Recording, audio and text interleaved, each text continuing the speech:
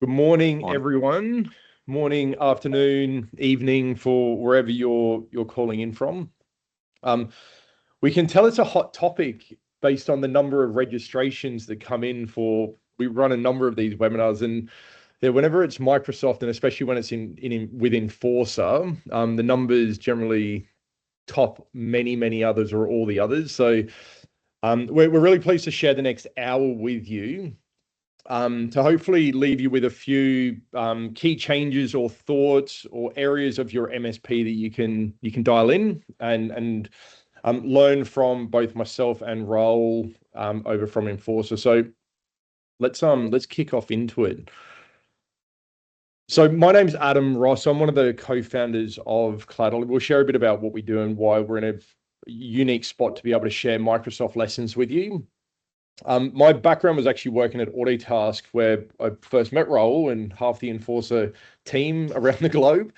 But one of the key challenges at Autotask that led us to starting CloudOlive was just MSPs would ask us, hey, we've got 15 different vendors. All our other MSPs have something similar. How does Autotask currently solve for all the changes and fluctuations that happen every month? There was no answer to that. There still is no answer to that, except for, of course, CloudOlive that set out to solve that very broad problem 6.5 years ago. So, Raul, I'll perhaps leave the floor to yourself to introduce yourself and your background. Yeah, thanks, Adam. I lead the ANZ team for Inforcer. So I moved out to Melbourne at the start of 2024 from HQ in London to start Inforcer out here. So there's now a team of about 18 of us across Sydney and Melbourne. And as Adam said, we met 2014, 2015 at a pub, probably in Richmond, where Autotask was based. So we've known each other a long time. Probably didn't expect 12 years ago to be out in Australia, but here I am and loving every second of it. Yeah, awesome. So in terms of an agenda, and we want to, of course, open it up to questions that you have. So if you want to pop them into the chat as we go through them, we'll try to weave them in. We've got a couple from CloudOlive team members and Inforcer to sort of help us manage these. We will have a Q&A providing there's time at the end. Inforcer and CloudOlive, I think, go together really well. And I think it goes together well because Microsoft as a whole touches every single component near enough of an MSP. It generally accounts for between 60 and 80% of all of the recurring costs incurred from a vendor perspective. So it's really important to get right, and often the thinner margins, if you will, compared to some of the other lower cost items. And of course, from a technical standpoint, from an overarching management of multi-tenancy, that is a hard problem that Inforcer are leading the pack on. So I think although CloudOlive is very focused on working with admin finance teams, and I'd say for the implementation, very technical, the engineering side when it comes to Inforcer, overarching when it comes to a maturity picture at the end of the day, owners, founders, admin teams, engineering teams, the entire business through CloudOlive and Inforcer can get some really good reporting that helps you scale your MSP and grow a little bit faster than you would be without those tools. In terms of CloudOlive, so I touched on very briefly the fact that the origin story of CloudOlive was working at Autotask and MSPs just not having a way to solve across every vendor they resell. And what I suggest now is that however you're updating the unit counts in your PSA on a monthly basis to bill accurately, be that through APIs, human intervention, some other means, whatever it is, CloudOlive offers a way to almost watch the watchman. Okay, so across the board, we just sit in front of the PSAs, Autotask and ConnectWise for a very long time now, Halo in the next couple of months. And we ensure that based on the costs that you're incurring from your suppliers, you can be your PSA becomes extremely accurate across a number of key benchmarks, from counts to costs to RRP. Really important. There's an offer at the end of this around the price increases coming in the not too distant future from Microsoft, in a way that we can help audit that with you. So that, for those who are not familiar with CloudOlive, that's the area where we help with MSPs every single month. And Raul, do you want to go through if there's any MSPs out there perhaps a little less familiar with Inforcer? Yeah, thanks, Adam. In a nutshell, we're basically a Microsoft 365 management platform for MSPs. So managing your 365 tenancies across multiple tenants. We'll talk a bit about, I guess, what we do later on in the presentation, but the outcomes we're helping with is create high margin services on top of 365, so more revenue for you, operate more efficiently with how you manage your 365 environments, and then secure your clients' tenants more effectively. So reduce the risk for them and therefore yourselves. Fantastic. So first things first, okay, the margins themselves. The fact that it can account for 60 to sometimes up to 80% of all of the costs associated with the recurring cloud offerings, and generally between 16 and 20% at a push, 16 to 18% is very common when it comes to traditional Microsoft. First, you want to set the scene of how it becomes so complex for starters, if people do find this complex, and what to look out for. So at the top, you can see all the different product lines, etc., that Microsoft are offering these days, amongst others. And Raul will talk through how, from a management perspective, they can give you a single pane. Down the bottom, though, this is where it gets hard. Okay, so APIs, CloudOlive amazingly exists because APIs are not 100% trustworthy. That came to me on the weekend. The fact that a lot of the problems that exist within the MSPs comes from a timing issue, the invoice timing versus APIs not fully being reliable through technical glitches and or just linking to the wrong place and it just living on, creating errors and mistakes. NCE came in 5 or 6 years ago, and even at that point of time, I was looking at it and going, man, this is going to create a lot of problems for MSPs down track. Depending if you prorate or not, or build a high point, we will share some numbers and some ways in which you can think about for your business, for certain customers, maybe simplifying things down. And then, of course, there is the risk of any form of manual error at any point in time. So there's more moving parts with Microsoft than certainly many other vendors or any other vendor out there. And the scale that MSPs are operating at, really important to have some good controls. So why is this important? One thing that is very hard to find, and if you're buying a monthly, and you're selling it as an annual commit, monthly annual or an annual, whatever, it's just a mismatch, right? The problem with this is, one, it's very, very, very hard to find, like, especially if you've got APIs linking things to different things that set and forget, E3 to E3. If you think about your own MSP around the number of admin hands that have been inside each of your PSAs over the length of time that you've been with that PSA, think about the volume of services or products that you might have in there, which are now legacy but still active. What I'm saying is it's really easy to do this, okay? And it can live on for a really long time. At least you're making some money on it out of it. You think you're making your 18, or this is geared towards 16%, but you think you're making the right amount of margin. In reality, at best, you're flat and making nothing and making no margin on it. The worst outcome would be there's a cost that you just don't on bill. And I'm sure everybody on the call here has an example, be that Microsoft or others. But just to sit with this number, right? If you're at around 16% margin that you make with Microsoft, and it's very incremental either way, right? But 16%, if you miss 1 month of revenue, it's 6 months of margin that's been wiped out for that customer. Okay. The other piece that is a very difficult thing for MSPs to see and actually report on is, what if the clients actually downgraded a license, but you've kept billing them by mistake, right? So they find out a month late, okay, just 1 month. It can often live on for 6 to 9 years. We've seen some horrible outcomes with this, but let's say 1 month. You're bound to then give them back the full revenue. So it's the same, but in reverse of 6 months gone. If that leads on for a year, and if anybody on this call has gone, do you know what? Yes, we've overbilled a client for a year. We've had to pay that back. If it's Microsoft, it's actually 6 years of margin wiped out. The same math, just in reverse. And the challenges or the areas to keep an eye on here would be the RRP or MSRP, whatever you determine it to be. If you're selling at rack rate, whatever Microsoft is displaying on their website. In July, I believe it's in July, mainly across the board, but there's between a 5% and 33% uplift in certain SKUs, right? So for those, the source of truth to get that right has to be your vendor invoice, period. Has to be no other area can you truly rely on to give you that accurate information, because at the end of the day, that's the amount of money that's going to leave your bank at the end of that month and that reporting period.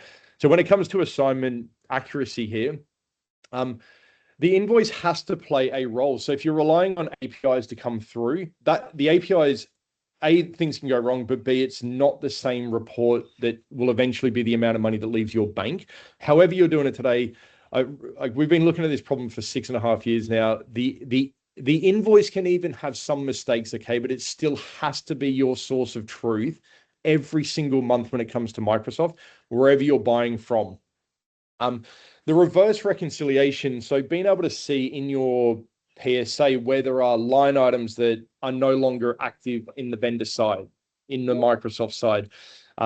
This is a really hard almost report to flesh out. It's easier from checking on an invoice or report, what's active, yep, it's there. But if something had dropped off 6 months ago, being able to quickly identify and see that, because if the customer finds that, naturally trust gets eroded, but all of your margin multiplied by 6 that we talked about roughly is the cost that almost a liability that could be living on within your PSA unknowingly. We'll spend a little bit of time in a few slides just talking about the naming conventions that you choose to go with in your PSA. We've got a couple of blogs out there that to me, it's probably the most important decision you can make in configuring your PSAs, especially around Microsoft, is what are the naming conventions are you going to use based on the fact that Business Premium has 3 different commits and billing frequencies, et cetera, tied to it. Getting that right in the first place and not just having one Business Premium, then adjusting the sell price, that just has a recipe for those previous errors to creep in more readily.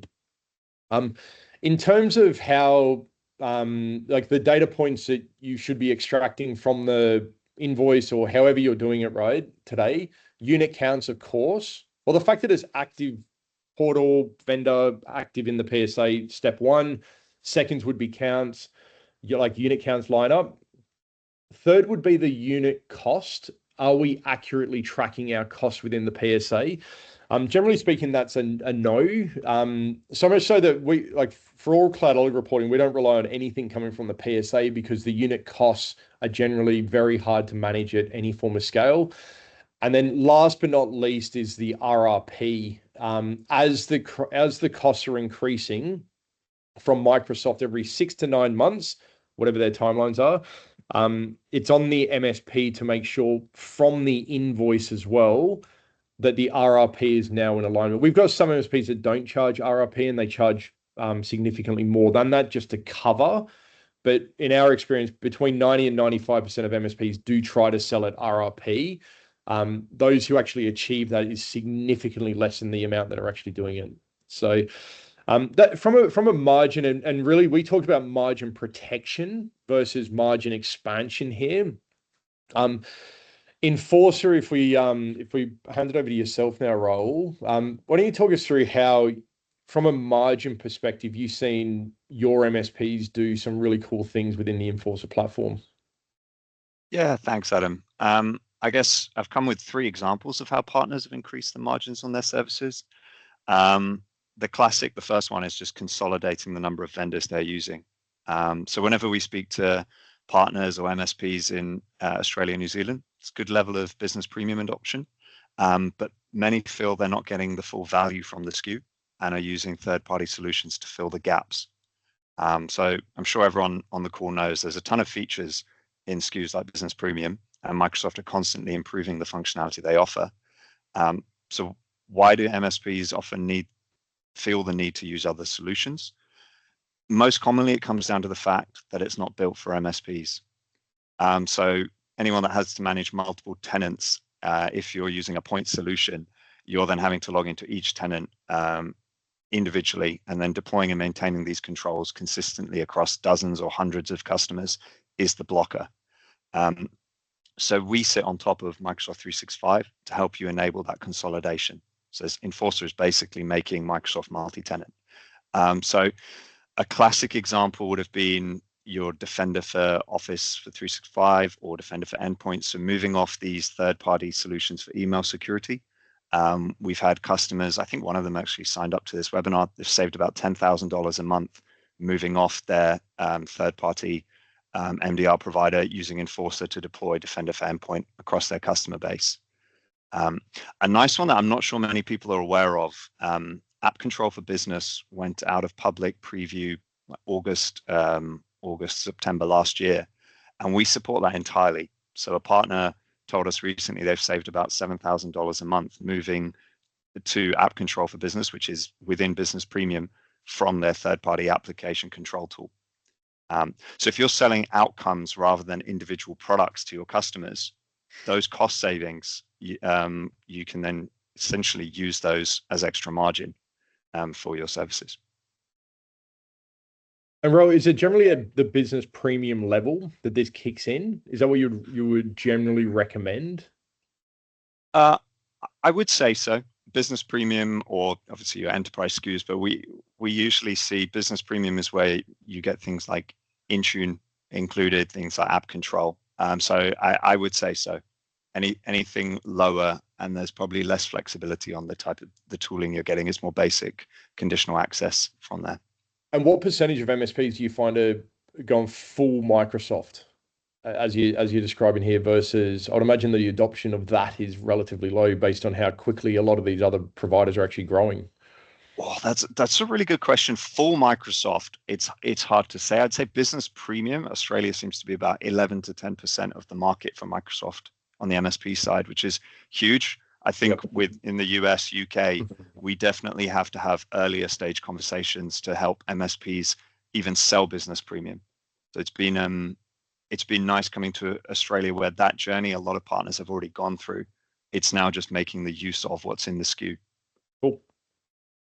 So I guess that's your classic consolidation. I guess another way to increase margin is then by growing higher value recurring services with existing customers. So more revenue at a proportionally lower delivery cost. Reselling the Copilot license itself, as I understand it, is quite a thin margin, like 7%. So the real value add is the services that make Copilot safe, adopted, and valuable, which also happen to be recurring. So a blocker for a lot of MSPs in productizing that today is that the ongoing governance and readiness is manual for them. So like the per tenant consulting doesn't scale. We're trying to turn that into more of a repeatable multi-tenant managed service.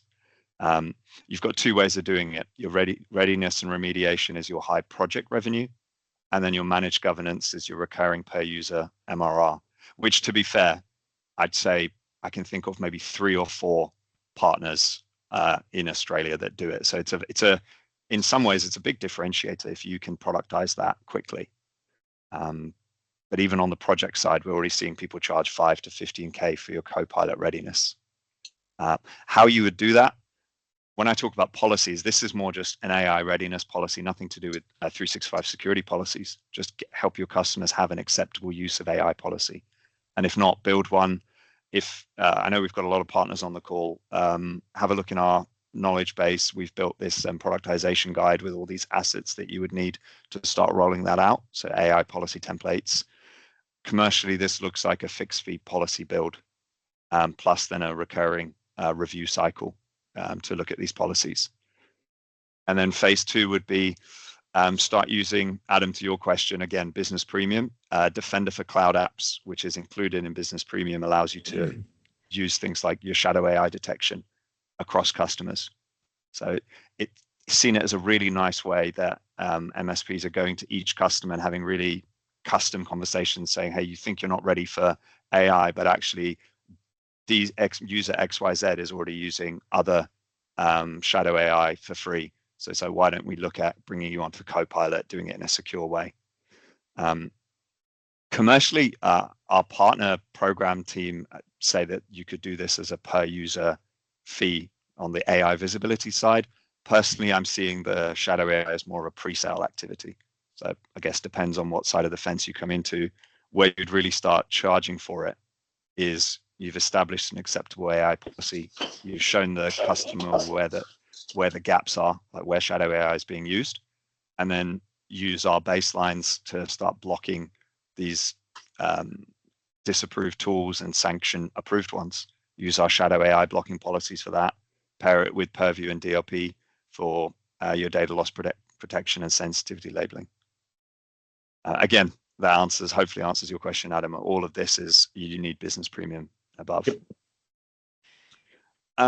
And then a final one that I tweaked last minute again, because there was a high proportion of partners, which is nice to see on this call.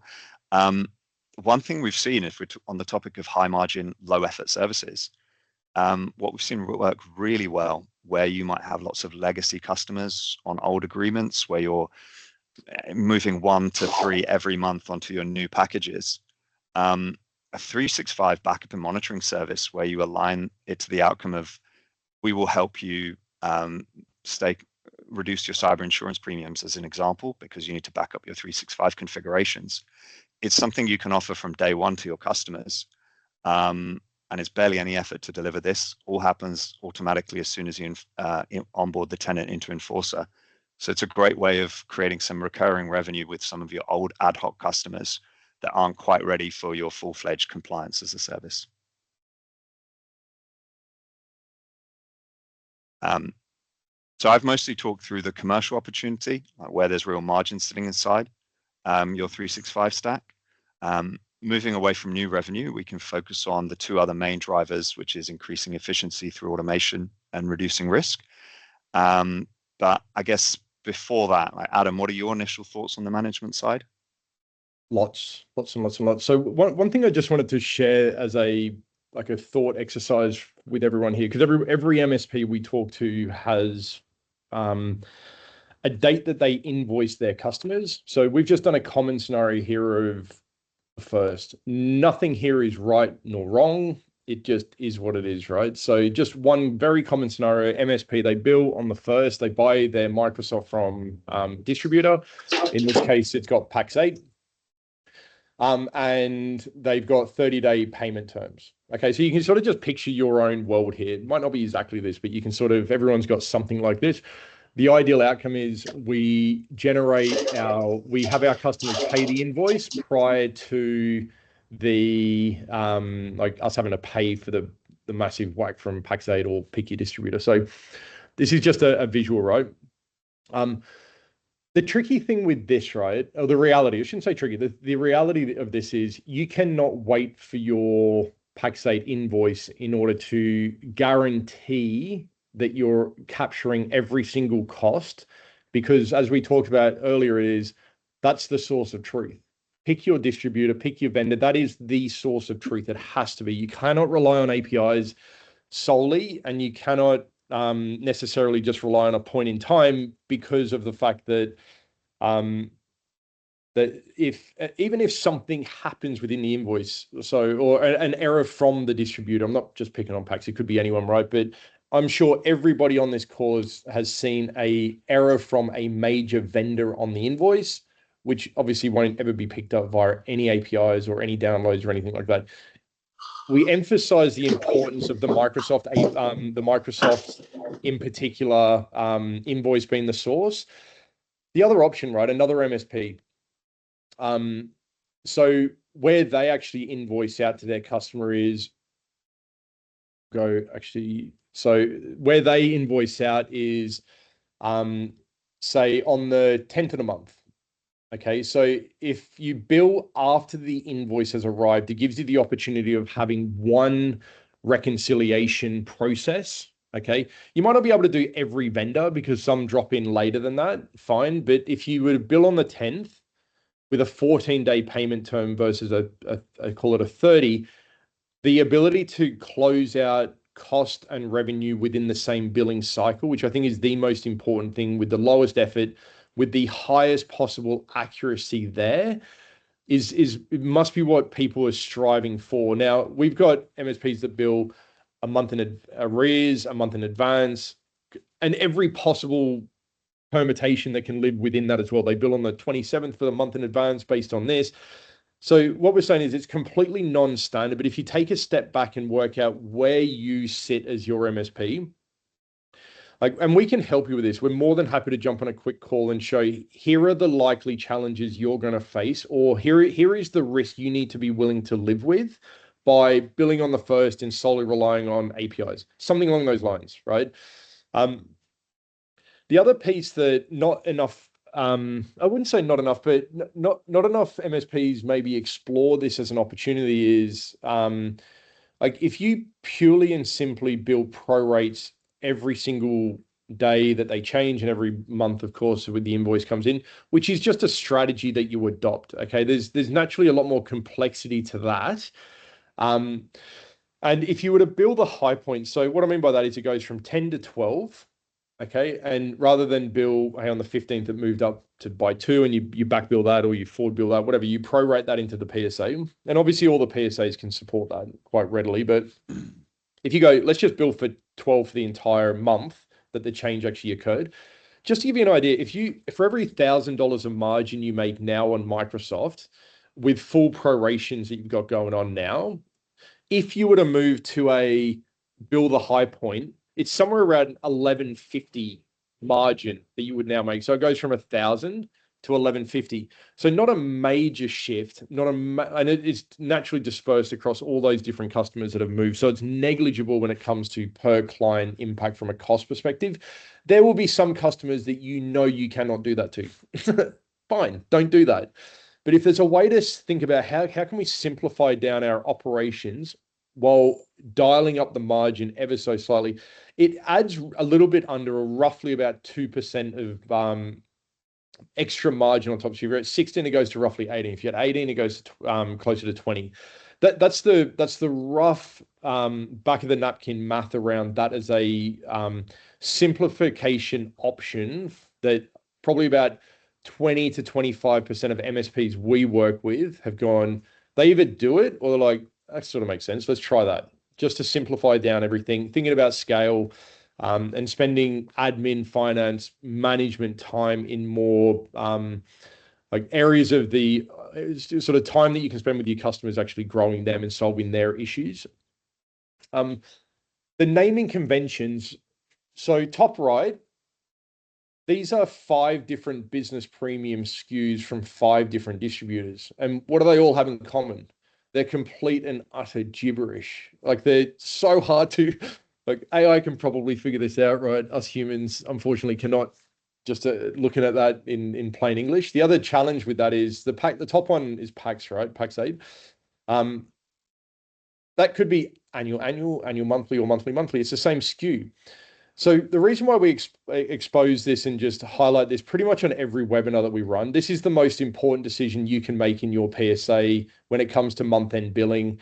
I've really, truly believed that for 5+ years now. I believe it even more now that NCE is breaking apart and increasing prices. There's a formula down the bottom right, which is just directionally have a think about how you're doing it today. If you're leveraging we find a lot of ConnectWise users use the actual product code as this SKU thing we're looking at here, as the product ID within ConnectWise. I think just because it's the name, product ID, I assume that's mainly why people do it. And then we've got a lot of partners that don't, and they have something that's very logical, very easy for net new staff who maybe come on in the business to then easily be able to understand and adopt whatever it is that they need to be focusing in on. If you have the codes at the top, it's hard. It's just harder. Mistakes will creep in. It's harder to reconcile. It's harder to understand what's going on. So the formula down the bottom just gives you a direction. So we're looking at the Exchange Online Plan 2 here as a monthly. It's just plain simple English, right? And the shorthand nature of that, be that you want to have like Microsoft Exchange Online, like that in the full broken out, just the service name, great. Or if you do it from a like MS and NCE, a shorthand, either are fine. having the word Microsoft at the beginning or MS at the beginning of every single thing tied to Microsoft, even if it's OneDrive, right? Even if the vendor side of it maybe doesn't have the word Microsoft on it. The reason why we suggest the business line, and that's where we go Microsoft here, or MS as shorthand, is when you export things out or you sort things in a user interface in your PSA, like, or your accounting package, or within something like CloudOlive, or you export things, you're in Excel, having the business line at the beginning and sorting it makes it extremely easy to find those things. Okay. It's such a small, such a small change that has natural simplification impact down track. We will perhaps, Ali, if you're here, maybe we'll just drop the blog that we wrote around service naming conventions. If you feel like your service naming conventions are not set up where you can scale for the next 20 years in your MSP, be that you might buy an MSP and bring it in, you don't have a clear path to make that an easy process, begin looking at the like the blog that we wrote. Have a think about how you can translate this into your world. I guarantee it will make everything a lot simpler, especially if you move from disty to another disty as well, and all of a sudden you're stuck with an old code. You're forced to customize it. So customize it in a way that is really, really, really simple for everyone to understand. And then from an NCE visibility, so when we started CloudOlive, it was roughly the time that NCE was getting talked about and launched, and everything we thought was like, that is not easy. So we bought a domain, funny enough, of like straight away, we're like, let's just see if it's about nceasy.com. I don't know what we're going to do with this thing, right? But at some point, we're heading off in this big, wide Microsoft billing world. We'll figure out a view that's going to help with this problem. And the outcomes here are every single one of your SKUs. So just think about how you're managing either the renewals or the assignment levels right now. Like either you've got something built that you've customized yourself, awesome, okay, or you're heading into individual tenancies and downloading individual usernames, let's call it, for user-based billing. Hey, who's assigned at this current point in time? NCEasy just consolidates everything. So all tenants, all subscriptions that you're buying, and then really importantly, like assigned versus unassigned, and then your renewal frequency. So we've added filters here to go, hey, just show me the things with yearly commits. I don't care too much about the monthly stuff. You can then sort by the expiration, knowing what the next one is, like next cab off the rank for client ABC. Do they have unassigned? Do I need to get in touch to see if they want to actually downgrade it before it renews? Because again, coming back to that's like the 6 times impact on your margin, right? So if you're, and we've seen this so many times where it's, we didn't get to our customer for a yearly commit, and there's 2 floating licenses now that we just have to wear as an MSP. Damn, that's unfortunate. The impact of that is it's the same as the next 10 licenses, so 12 licenses in total, generating 0 margin. Like these errors around Microsoft are so almost big that any way that we can help simplify that down for you, the better. So I think this begins to lead into how Inforcer at scale, right? So CloudOlive can help with unit counts and user assignment at like cross board just with Microsoft, right? And a big misconception as we're reading here is set and forget with Microsoft is not a thing. If you do that, you'll just every 6 to 9 months, you're going to lose at least 5% margin or expect that anyway, just because they're jacking up their prices. And yeah, every single tenant, there's opportunities to increase both trust and in turn margin. And I think this leads really nicely into yourself. Raul, I'll hand it over to you. Yeah, thanks. I guess you've summarized it quite nicely. It's like margin on a managed service is not a number that's set. It's like an outcome that's earned or lost every day across every tenant with the way the environment is run. So like Adam talked about where margin leaks, but every one of those leaks has the same root cause, which is like inconsistency in how environments are managed over time. So like margins are the what and the management is the why in some ways. Like to explain that further, when tenant configurations drift or when policies are applied differently from one client to the next, there's basically a tax, and that shows up in 4 places, Like first, you've got your support overhead. So every non-standard environment generates more tickets, and each one takes longer because nothing looks the same twice. So then the service desk, it takes them longer to triage each ticket. Second is your risk exposure. So policies drifting means you genuinely don't know the security posture of every tenant, and that can be a commercial liability as well, not just a technical one. I mean, I've heard of partners losing customers because they were audited by another MSP and found not to be in compliance with the standards that they were expecting. So I'm sure people have heard that's quite a common one in that sense. So that's the risk you're potentially exposing yourself to. And then also, like, how often do you find that the people that can actually manage a 365 tenant are your most expensive or most well-seasoned resources, so your level threes? So having your most expensive engineers fixing the same misconfigs across clients is work that's invisible on an invoice, but there's an opportunity to cost to their time. Like, what else could they be doing that could generate more revenue for you? And then finally, you've got this variability in delivery. If the same service, if it's different depending on who set it up and when, that can create an efficiency problem, but also a risk problem as it leads to human error. I don't know if they joined, but we had one partner in New Zealand who signed up to this. When they signed up, they told me they had 14 offices across New Zealand, with each office had their own way of setting up tenancies. And for them, that's the problem they were looking to solve, is they want that one consistent way of delivering their service. So none of these are a line item, but it's exactly why they can be dangerous, as they're invisible, and it's a tax that you pay on every customer there. And that can matter. The more successful you get, the bigger the problem can become.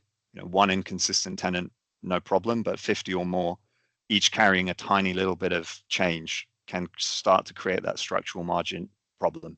So the cost to serve each customer doesn't then rise proportionally with the number of clients you add.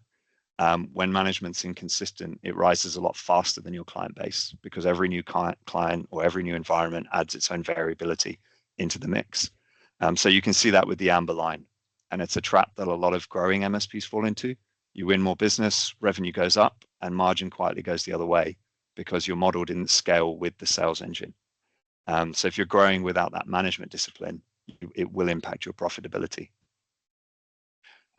It's a journey. It's a journey we try and have partners with. It's not like a switch that you flip and everyone sits somewhere differently on this ladder. At the bottom is your ad hoc, every environment bespoke. I think for us, 2 onwards is really like people that want to deliver a repeatable service. That's a good fit partner. And that's where margin protection really kicks in as you move up that ladder.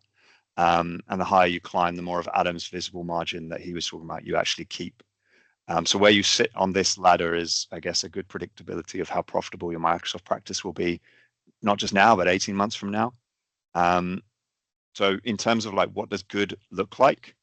I think there's really 3 disciplines to create a more consistent operating model on the M365 side, which means you can grow without adding headcount. So in practice, I guess the foundation is always you want to create the baseline or baselines that's standardized, that we know what good looks like, and we try and apply that across every client instead of each tenant being unique. There's like one definition of normal, or 1 or 2, you could align different customers to different frameworks. And then every environment is measured against it. I mean, just to be clear, that there will always be, we aim for 100% standardization. There will always be slight differences. You need to be able to manage that, of course. But at least at a glance, you can see which tenants have the standards and where there is drift. And it's that visibility which is turns standardization from a one-off project to something you can keep over time. Most people aren't worried about the client they set up last. It's the one they set up 2 years ago where you've done nothing with them since. So commercially, this is how we're trying to stop that inconsistency tax. So every environment starts the same. You've removed the variability before it becomes a support ticket. And then over time, when there is drift, whether that's someone makes a change or even just Microsoft updating things all the time, it's once you've moved away from that initial uplift project, how do you track what's been changed and how do you keep your customers to that same standard as always? That's what we're trying to, I'd say that's probably the main reason historically partners have signed up with Inforcer, is just monitoring all your tenants for drift and keeping everyone at that same standard, regardless of if not they haven't paid you for a project in the last couple of months or so. It's a good way to surface more project revenue for sure. Can we just go back one step as well? And because I guess CloudOlive, we see it downstream. So we've noticed the growth of Inforcer across the globe really because CloudOlive partners upload your invoice into CloudOlive and we do the reconciliation on behalf. And one of the amazing things I've noticed is they might start with, hey, we got a new vendor, Inforcer. Yeah, cool, chuck it over. There's like 5 tenants. And then the next month there's like 80 tenants. And it's like the visibility that happens rapidly. And it's just like, we need everybody across this. It tells one story. But downstream, when it's getting reconciled in CloudOlive, we're in an interesting place where we see the costs from supplier and we see the revenues coming. And just some of the margins that if it's sold at call it a tenancy level or even a per user level, I think you guys bill per tenant, right? But if it was even if the MSP chooses it to add it for X number of dollars or pounds or whatever per month per user, we then see the outcome of the margin as it's incredible. Like it seems like such a great partnership and fit for MSPs that we certainly have the visibility over. And it naturally just solves a pretty gnarly problem. Yeah, and that's why I think one of the reasons we've seen people able to add more tenants quickly was the service I was talking about, things like backup and monitoring, because rolling out a baseline across customers can be time consuming. There's a lot of change control to go through. So it's like, what are the quick wins that you are providing value that you can do from day one, get revenue for it, and then over time, sell them more services. I think a lot of that's the mentality as we've learned, we've tried to shift people away from all my customers will be perfect straight away. It's like a phased approach has been way more successful. And I think you touched on that nicely, Adam. I guess the final thing that's always key, top of mind for partners, is just how do you, if you're making yourselves more efficient, how do you actually demonstrate that value to the customers? Maybe they don't necessarily care that great that you're more efficient. It's like, what's the value you're providing me? And I think that's where the reporting side of things is so important. Just again, it's scheduling automated reports. So it's not something someone's spending 4 or 5 hours per customer per month building. Send that out or use the API. I know a couple of partners were looking at, I think Halo has a customer facing portal that you can ingest. So using our data from the API and build kind of an overall picture of your client services, not just the 365. So there's some really cool things happening there. So I guess the summary there is all of the things we've talked about are commercial. There's a lower cost to serve, so less rework, fewer tickets, predictable, repeatable delivery, so the same quality regardless of who's on the keyboard, and then reducing risk for your clients, so secure posture that you can stand behind. And then anyone who's, I guess, on the CEO or ownership side, the ability to scale the business without scaling in headcount. As we know, it's so hard to find, especially Microsoft experts at the moment. So you want more clients to lead to more profitability, not more people. And that's when management stops being like a cost center and becomes more of a strategic advantage. Back over to you, Adam. I think you had a couple of partner case study you wanted to talk through. Yeah, so we've got each got one just to quickly go through. And we share these more on the journey that these partners have been on, the outcomes they're now experiencing at a pretty incredible scale, coming from highly complex environments. So the one we would share is, and you can download or you can view it as a link as well that you can read the actual case study Centauro. So they're around about 150, 200 staff, a combination of 4 MSPs that have come together over a long arc of time, and doing an incredible amount of scale of NCE. They were direct, moved to they're buying from everywhere. Actually, the 4 different acquisitions that came in over time, standardized on mainly PAX 8 these days, but same problems that all MSPs seem to face that we've been through. That managing the cost price, trusting the APIs at their scale, the number of admin hands that have been in their business over the course of 20 odd years in their ConnectWise was vast. So it was really, really complex. The other challenge that most MSPs run into is if you like if there's call it there's 10 users of business premium, right, in one company, one end client, then any other user-based service should in theory be 10. Okay. It never is, right? They're completely disparate data sets, disconnected from reality, disconnected from any anchor, like they're just completely standalone floating things, which makes it really, really hard for MSPs to try and keep that in lockstep. We noticed that problem after like years 1 to 3 for us was really, can we solve revenue leakage? Is that doable? When we solved that, the next problem that arose was, hey, you've solved the MSP's problem, but now our customers are querying, hey, why are we getting 12 for this thing when we've only got 10 people? And it's like, well, that's what you're getting billed from Kaseya, as an example. So we just built a way to have a bird's eye view from both sides, right? Vendor invoice down, and then, hey, let's just calibrate what's in the PSA. Is anything off on it? Like, let's group user things together. Let's view it to see if we've got 12s or 9s here. It just tells a story, a very clear, concise, simple story. And then the reverse reconciliation. Like I won't name names, but there's been over there's probably close to 200 partners, right, that have switched on reverse reconciliation, which is, hey, when was this line item in the PSA last reconciled to a vendor invoice or a vendor usage report? There's less than 1% of MSPs have not found a time where they're overbilling their customer, or even worse, they're billing their customer for something that has never been deployed from the vendor side. So from a security bundle package thing perspective, that's an inherent risk. Your customer's paying you for something where it's just never been deployed. Like, no, it's just a disconnect in process at somewhere along the line, but it's understandable why it happens because everything is disconnected and standalone.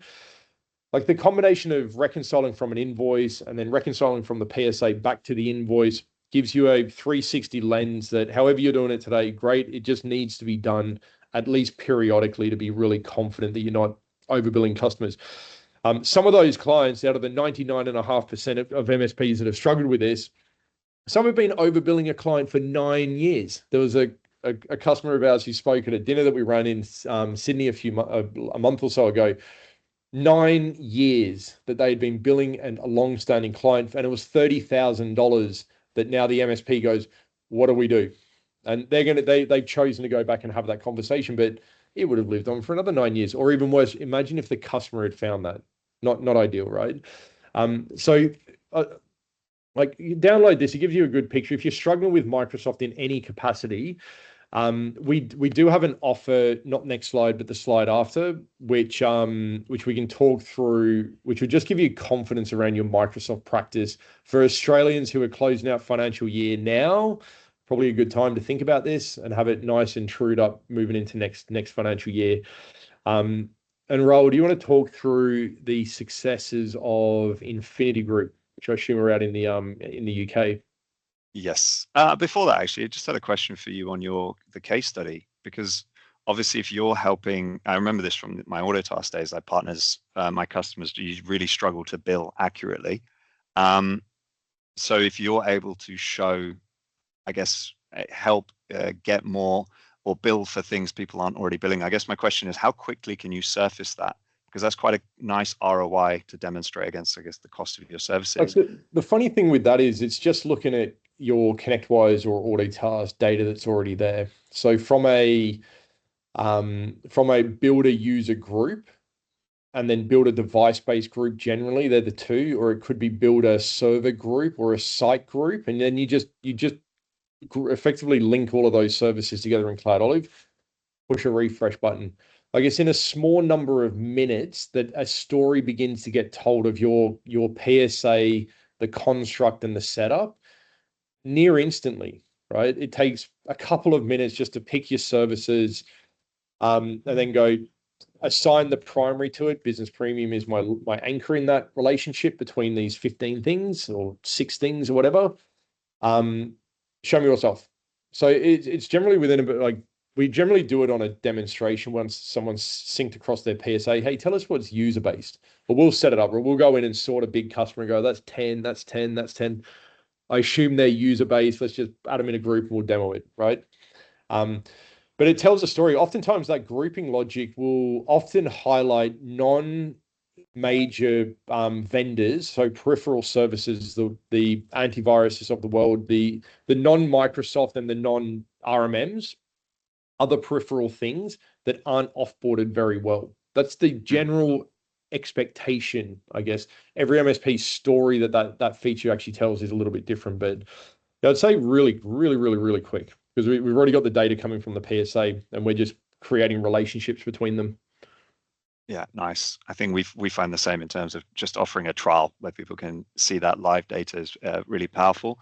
I guess that brings it. I picked Infinity Group because they've given us metrics even on the first point I talked about, which was vendor conciliation. So that's £600,000 annually was moving to Defender for Endpoint from a third-party solution, and then using Inforcer over the top to deploy that and manage that across multiple tenants. So they're a really nice example of, I guess, the margin improvement on an existing service. And then from there, their plans were basically and we hear this a lot. It's 15 hours to 30 hours to set up a tenancy. We can do that in 5 minutes with Inforcer plus a couple of hours of tweaks. So again, that's where we keep charge the same that we were already charging, but we're just making so much more money. And that's on an ongoing basis as well. I've mentioned a couple of partners, I think, that are on this call as well. The same thing about moving off some of your third-party solutions, but that's not the be all and end all. I think the takeaway I'd like people to leave with is the efficiency side with it, which I think can be lost because it's hard for people to visualize. That's so important on an ongoing basis. That actually nicely leads probably to the Q&A, or did you want to do the call to actions first, Adam? Yeah, I'll do a couple of these just so everyone's got them, and then we can answer some of the questions that are in there. So from a thank you for spending and investing an hour of time with us today.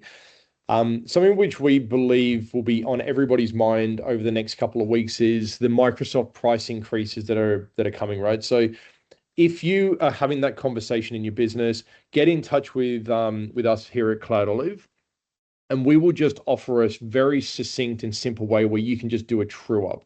And what does that mean? Okay, you would connect your PSA to CloudOlive. You send us your invoice from whichever distributor you buy from. Okay, we work with all of them, every single one of them. There wouldn't be one, I'd imagine, that we haven't got experience with. If the RRP exists within that file, we can then put it in this view for you. So every single line item would be linked back to your PSA. And then what we're doing now is we're comparing the sell price that's there now versus the proposed or RRP that's now getting introduced in the file in the month of July, most likely. Okay. We won't push anything back. Okay. We will present this back to you before you do anything. You'll go, look at that. If I increase these things, it's going to increase our revenue by X. If we follow suit on this, it's going to decrease it by Y. In CloudOlive, you can then update it. Yep, accept. Or you go, do you know what? I need to look at this. I need to double click underneath this. The RRP is now jumping significantly based on that. I want to just look at it separately.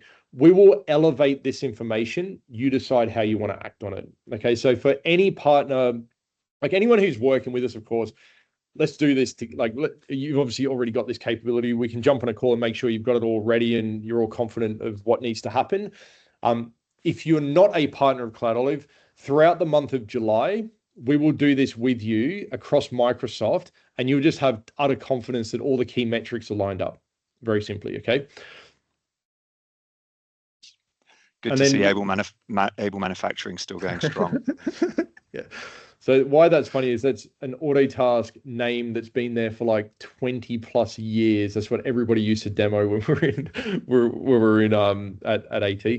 And then we've got from an Azure perspective, we haven't really touched on it too much, but Azure is a rapidly growing aspect of many MSPs, or some have trickled into it. And a lot of MSPs just find it hard, especially from an arrears-based billing perspective, and how to display enough information to your customers. And if the margin's 5%, not ideal, you really can't make mistakes. That's 20 months if you stuff that up based on the old calculations. We got clients billing at a 40% margin, okay? And reserved instances, however you want to display it. This webinar here will go through how CloudOlive partners have simplified that down to the point they don't even think about it each month anymore. Over to yourself, Raul. Got 5 more minutes here. If for anyone that hasn't engaged with us before, either reach out to myself directly, or feel free to scan that to book in a meeting. We'd love to, as I mentioned, we do live trials, so it's a good way to test the full functionality of the platform. But yeah, please connect on LinkedIn as well, and we can take you through. Keen to answer Joel's question. Actually, he had a good question that I've had on the back of my head for a while, was around the BP features that we find are most underutilized by MSPs. Actually, looked at the data. Business premium, you mean? Yeah. Premium, yeah. Yeah, because the whole point was, okay, MSPs could consolidate by using more of the business premium SKUs. So then the question was, what's most underutilized? Definitely on the purview side. So we're working a lot with Microsoft at the moment. The purview add-ons for business premium are a priority for Microsoft. They like the way we're helping deploy the sensitivity labels, the DLP policies, and they're wanting us to do more, which is on the roadmap. But I think looking at the data, because our roadmap is very much partner driven, I think there is a chicken and egg as well, in that I think the purview side is definitely increasing, but compare that to Intune, Defender, it's maybe like 2-3% of the policies deployed in ANZ. So I think that's a nice opportunity. And then I talked about app control for business. I think a lot of people have tried out what App Locker, which was probably like the older version. And it's really common with Microsoft tools, is that someone tries something 3 years ago, is like, oh, it wasn't right, I'll buy something third party. And then things change so quickly. Now we're finding, I spoke to the team about this, they're finding a lot of their partners aren't aware that app control for business is now in a much better place. It's actually something that's a commercially viable alternative. So those would be my 2 answers to that. I think, Adam, you've got one. I think this would be for you, from Krishna, in terms of, would it be possible to upgrade 365 Basic to Business Premium if they're in a standard 1-year terms already? Not sure. No? I've thrown you under the bus there. Yeah. Being a vendor, I'd be surprised if they're not going to allow you to pay more money for a higher SKU. Yeah, for sure. I would imagine so. We will pick up the pieces in between that transition. That's what. But in terms this of one's that, definitely for you, I think. We use Pax8 API sync into Autotask. How does CloudOlive support that approach? Yeah, cool. So earlier slide there, really common, right? Pax8's the most. It would be the most common distributor that we work with on a monthly basis, and many MSPs go in that path, and consolidating lots of different vendors into them, and they're growing well. You need to if you trust an API, you trust it until you no longer trust it, and then that trust is completely eroded indefinitely, right? And I would say that their API is the strongest out there from what we've seen, because we almost normalize and pick up the pieces for every API that's feeding into all of these PSAs. We double check the invoice is exactly aligned to exactly the changes their APIs, if you have their API on, into your Autotask in this instance, or into ConnectWise. Anything that is off, then we will flag that to the MSP, so you can then choose the action you think is right to take. The other piece, if you're buying lots of different products from Pax8, then it's great it's consolidated on one invoice. The challenge is you've got arrears-based, current month, or advanced-based billing. Like, there's lots of different moving parts in that puzzle. Our recommendation in that area is to break them apart in CloudOlive and treat each of them as their own vendor. If you're, even to the point, if you buy an annual Microsoft, that should be its own vendor in CloudOlive, because you do not want to, you can't afford for that to slip up.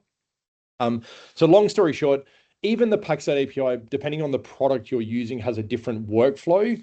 CloudOlive sits over the top of it and just goes, every one of those workflows required was needed, or if there's a really custom bespoke thing that their API can't support, CloudOlive will be able to support that. And you can just make the changes via CloudOlive instead. So it's a good, really relevant question to this for sure. But thanks for that. We have 12 seconds left, so we'll wrap it up now. Thanks for your time, everyone. Appreciate it. Get in touch with us. My email, adam@cloudolive.com, and look forward to the chance to work with you soon, Raul. That was fun. If you want to close it out. Loads of fun. Let's do it again soon. Thanks everyone for attending.